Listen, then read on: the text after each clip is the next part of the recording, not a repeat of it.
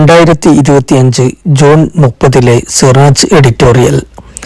ജനനനിരക്ക് ഇങ്ങനെ കുറഞ്ഞാൽ വിവാഹവും ദാമ്പത്യ ബന്ധവും വേണ്ടെന്ന് വെക്കുന്നവരുടെ എണ്ണം വർദ്ധിച്ചു വരികയാണ് പുതുതലമുറയിൽ, പ്രത്യേകിച്ചും പെൺകുട്ടികളിൽ. വീട്ടുകാർ വിവാഹത്തെക്കുറിച്ച് ചോദിച്ചാൽ ഡിഗ്രി കഴിയട്ടെ എന്നായിരിക്കും മറുപടി. ഡിഗ്രി കഴിഞ്ഞാൽ PG എഴുതാൻ ഉദ്ദേശിക്കുന്നുണ്ട്, അത് കഴിയട്ടെ എന്നായിരിക്കും പ്രതികരണം. എത്ര നല്ല ബന്ധങ്ങൾക്കും സമ്മതം മൂളുന്നില്ല. 1997 മുതൽ 2012 വരെയുള്ള വർഷങ്ങളിൽ ജനിച്ച 10-ൽ 6 പേരും വിവാഹത്തോട് താല്പര്യം കാണിക്കുന്നില്ലെന്നാണ് പഠനങ്ങൾ കാണിക്കുന്നത്. അഥവാ വിവാഹം കഴിഞ്ഞാൽ തന്നെ പെട്ടെന്ന് പ്രസവത്തിന് സന്നദ്ധമാകുന്നവരുടെ എണ്ണത്തിലും കുറവ് അനുഭവപ്പെടുന്നു. കുഞ്ഞുങ്ങൾ ഇപ്പോൾ വേണ്ട, കുറച്ചു കഴിയട്ടെ എന്നാണ് ദമ്പതികളിൽ മിക്കവരുടെയും നിലപാട്.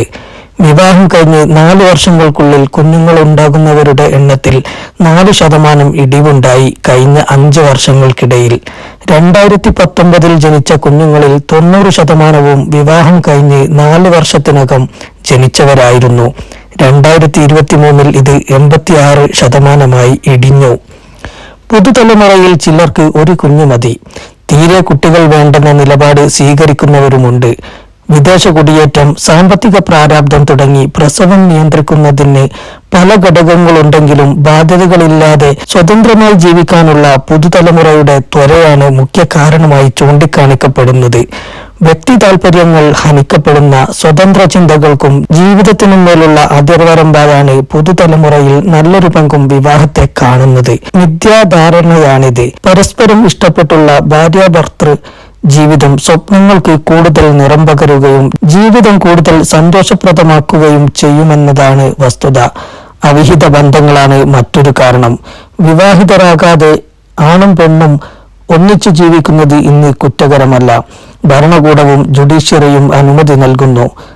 ഇത് ജീവിതത്തിന് കൂടുതൽ സ്വാതന്ത്ര്യം നൽകുമെന്നാണ് പലരുടെയും കണക്കുകൂട്ടൽ. ഇത്തരം ബന്ധങ്ങൾക്ക് പക്ഷേ കൂടുതൽ ആയുസ് ഉണ്ടാകില്ലെന്നാണ് പഠനങ്ങൾ കാണിക്കുന്നത്. താല്പര്യങ്ങളും കാഴ്ചപ്പാടുകളും വിഭിന്നമായ ഈ ഇണകൾക്കിടയിൽ ഏറെ താമസിയാതെ സ്വരച്ചേർച്ച പ്രകടമാകുകയും അത് വളർന്ന് ബന്ധവിച്ഛേദനത്തിലെത്തിച്ചേരുകയും ചെയ്യുന്നു. നിയമപ്രകാരം നടക്കുന്ന വിവാഹങ്ങളിൽ ദമ്പതികൾക്കിടയിലെ തർക്കങ്ങൾ പരിഹരിക്കാൻ കുടുംബങ്ങൾ മുൻകൈയെടുക്കും. നിയമവിധേയമല്ലാത്ത ബന്ധങ്ങളിൽ അത്തരം സഹായികളെയും മധ്യസ്ഥരെയും പ്രതീക്ഷിക്കാനാകില്ല. ജനനനിരക്ക് കുറയുന്നതുൾപ്പെടെ ഗുരുതരമായ പ്രത്യാഘാതങ്ങളാണ് വിവാഹത്തോടും പ്രസവത്തോടും പുതുതലമുറ കാണിക്കുന്ന അനാഭിമുഖ്യത്തിന്റെ പരിണതി. തൊഴിൽ മേഖലയിലെ പ്രതിസന്ധി, വിദ്യാലയങ്ങളിലെ കുട്ടികളുടെ ഇടിവ് തുടങ്ങിയ പ്രത്യാഘാതങ്ങളും ഉടലെടുക്കുന്നു. കഴിഞ്ഞ 10 വർഷത്തിനിടെ കേരളത്തിലെ ജനനനിരക്കിൽ 35% കുറവുണ്ടായി.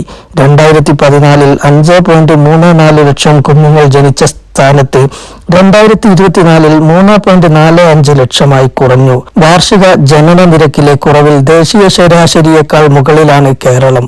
രജിസ്ട്രാർ ജനറൽ ഓഫ് ഇന്ത്യയുടെ 2021 സ്ഥിതിവിവര റിപ്പോർട്ട് പ്രകാരം ദേശീയ ശരാശരിയുടെ ഇരട്ടി വേഗത്തിലാണ് കേരളത്തിലെ ജനന നിരക്ക് കുറവ്.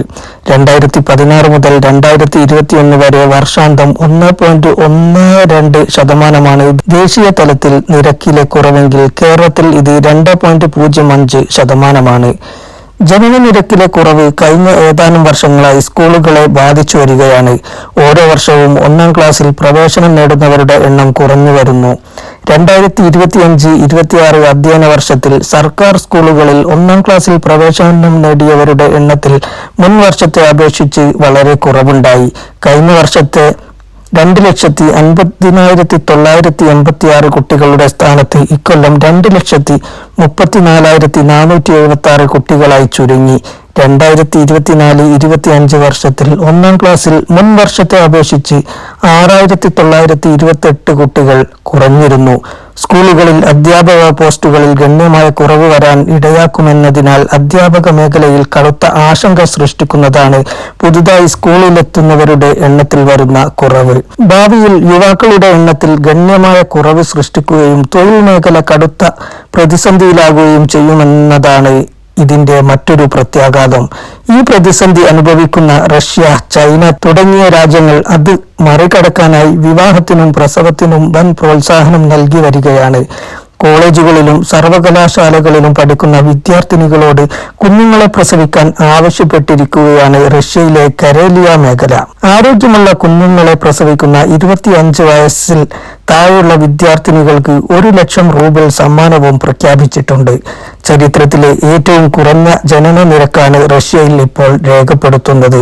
2024 ആദ്യത്തെ പകുതിയിൽ 5,99,600 കുട്ടികളാണ് രാജ്യത്ത് ജനിച്ചത്.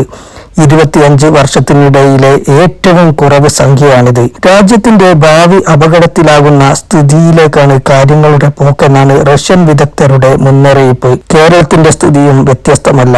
ഏറെ താമസിയാതെ വിവാഹത്തിനും പ്രസവത്തിനും സമ്മാനം പ്രഖ്യാപിക്കാൻ സംസ്ഥാന ഭരണകൂടം നിർബന്ധിതരായെന്നു വരും.